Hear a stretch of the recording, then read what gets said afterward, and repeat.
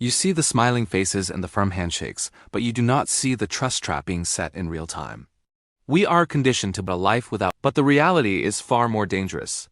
Your closest circle is often the very cage that prevents your evolution, turning your shared history into a weapon against your future. History is littered with Julius Caesars who did not fall to their enemies but to the person they let get too close.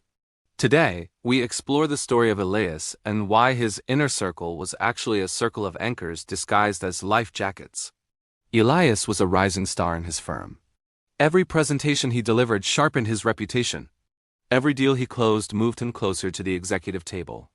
But every evening, he returned to the same worn leather couch in Julian's apartment. Julian was not just a friend. He was the friend. The one who knew Elias before the tailored suits and the corner office ambitions. The one who remembered when Elias could not even afford to split the bill at their favorite diner.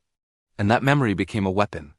Whenever Elias mentioned a new promotion or floated a radical idea, Julian would lean back, smile, and say something like, "Remember when you thought you could start that business in college and it crashed in 2 months? Or, you sure you are ready for that kind of pressure? You have always been more of a thinker than a doer." Each comment felt harmless, even affectionate. But with every word, Elias felt himself shrinking back into the version of himself that Julian needed him to be. This is the psychological phenomenon of social leveling. A best friend does not usually want you to fail, but they often need you to stay exactly where you are so they do not have to face their own stagnation. You see, when you begin to outgrow the shared identity you built together, your growth becomes a mirror. And that mirror reflects their lack of movement, which means they will unconsciously, or even consciously, apply pressure to pull you back to the shared baseline. The baseline where you both started, where you both felt equal, where neither of you had to feel left behind. We think best friends provide a safety net, but the reality is they often create a ceiling. When you outgrow the version of yourself they are comfortable with, they will sabotage your momentum to keep their own worldview intact. Not out of malice, out of self-preservation. Elias began to realize something unsettling. Julian was not protecting him from risk. Julian was protecting himself from Elias's success. If you are starting to realize that your current circle is the very thing holding you back from your next level, you need perspectives that your peers are afraid to give you. You should join us here to help you navigate these social minefields and protect your growth. The turning point came when Elias was offered a partnership in a different city. It was the kind of opportunity that only appears once in a career. The kind that redefines your entire trajectory. He called Julian that same evening, excitement vibrating through every word. But Julian did not celebrate. Instead, he paused. Then he said, "You know, you have always struggled with feeling like you do not deserve the things you achieve. What if you get there and realize you are in over your head? What if they figure out you are not actually ready?" The words landed like a precision strike, because Julian knew. He knew about the late nights when Elias had confessed his imposter syndrome. He knew about the childhood moments when Elias was told he was not smart enough. He knew the exact coordinates of Elias's psychological backdoor, and he used them. This is information asymmetry, at its most lethal. A best friend has a master key to your vulnerabilities. They know the secrets and traumas that a stranger or a distant acquaintance can never use against you. Which means they possess the exact tools to dismantle your confidence precisely when you are most vulnerable. You think intimacy equals safety, but the reality is that intimacy without boundaries equals exposure. True safety is not found in having someone who knows everything about you. It is found in maintaining strategic privacy.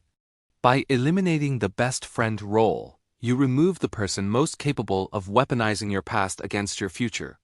You close the door that should have never been left open in the first place. But understanding the danger is only half the equation. The other half is knowing what to build in its place. Elias eventually moved. He took the partnership. He cut the cord. And he adopted a new philosophy that completely transformed the way he managed relationships. He maintained many satellites, mentors who sharpened his thinking, colleagues who challenged his assumptions, acquaintances who respected his work. But he allowed no one into the high-security zone of his primary goals. No one had access to the blueprint. No one had the master key. High-value individuals operate with broad networks but narrow emotional access. This prevents any one person from becoming a single point of failure in your life. You are safer with 10 acquaintances who respect your work than with one. Best friend who feels entitled to your time and secrets. The satellite model is not loneliness. It is strategic distance. It is the difference between being vulnerable and being exposed. Plus, Elias discovered something even more powerful. His best ideas did not come from bouncing them off a friend. They came from the silence of his own company. From the long walks where no one interrupted his thoughts. From the mornings where he sat with his journal and let the noise settle. Silence is a filter. It removes the static of other people's insecurities, their doubts, their projections. When you stop being available to everyone, you finally become available to yourself. Radical solitude is not isolation. It is clarity. It is the space where your true voice can finally be heard without the interference of someone else's fear. We expect best friends to be our ultimate security. But the reality is that the trust trap is the most dangerous cage of all. Elias did not lose his friends, he gained his freedom. He gained the ability to move without anchors, to think without static, to build without someone constantly reminding him of who he used to be. The only shadow you should trust is the one you cast yourself. This is your final gift today. The permission to let go of the circles that no longer fit. Subscribe to keep your mind sharp and your path clear as you move toward your true potential.